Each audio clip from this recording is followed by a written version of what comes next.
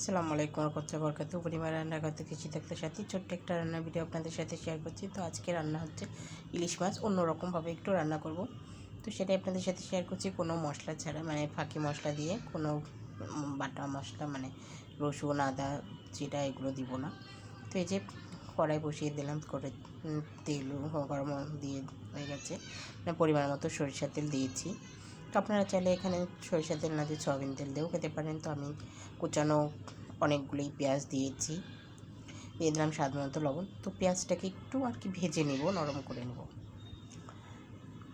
তো একটু নেড়ে চেড়ে দিচ্ছি। এখন দিয়ে দিচ্ছি কতগুলি কাঁচামরিচ, ঝালটা আপনারা যে যেরকম খাবেন সেরকম অনুযায়ী দিবেন।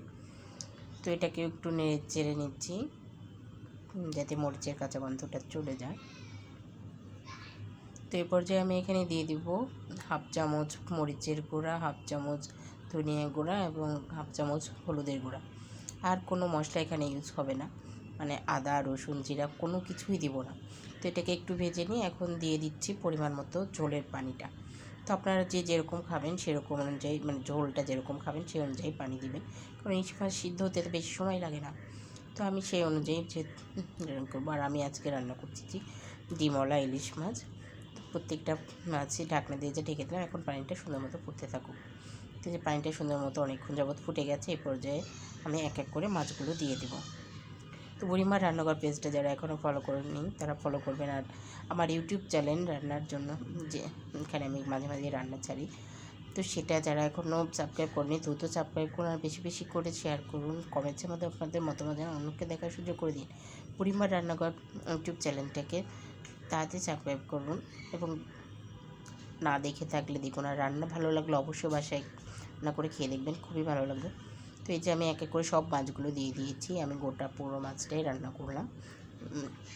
দিয়ে এখন একটু ঢাকনা দিয়ে রান্না করতে থাকবো।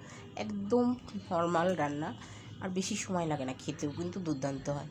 এই যে ঢাকনাটা তুলে একটু উল্টিয়ে দিচ্ছি মাছগুলো, যাতে ভিতরে মাছের ভিতরে তো ডিম, যাতে ডিমটা সিদ্ধ হতে ভালো, মানে ভালো মতো সিদ্ধ হয়, খেতে ভালো লাগে এই জন্য। তো একটু নেড়ে চেড়ে দিচ্ছি হালকাভাবে, যাতে ডিমগুলো, মানে মাছটা না ভেঙে যায়, ডিমগুলো ছুটে না যায় এই জন্য। তো আবারও ঢাকনা দিয়ে একটু রান্না করে নেব। তো এই যে ঢাকনা তুলে এই পর্যায়ে আমি লবণ ঝালটা চেক করে নেব। দেখুন কালারটা কি সুন্দর এসেছে, যেমন সুন্দর গন্ধ বের হয়েছে তেমন খেতে দুর্দান্ত হয়েছে। তো রান্নাটা করেছিলাম 2-3 দিন আগে, কিন্তু ভিডিও দিতে পারিনি, এই জন্য দুঃখিত। আর ভুল ত্রুটি ক্ষমা দিচ্ছি, যে দেখবেন। তো লবণ ঝালটা একদম পারফেক্ট আছে। এই পর্যায়ে আমি চুলার গ্যাসটা অফ করে দিয়েছি, কারণ আমার ইলিশ মাছ তৈরি হয়ে গেছে রান্না। তো এই যে তৈরি হয়ে গেল আমার অন্যরকমভাবে ইলিশ মাছের ঝোল।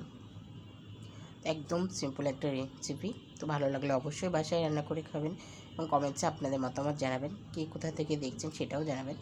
তো এই ইলিশ মাছের পাতলা ঝোল খেতে কিন্তু দুর্দান্ত। আজকের মতো এ পর্যন্তই, আবার আরেকটা ভিডিও নিয়ে হাজির হবো। আল্লাহ হাফেজ।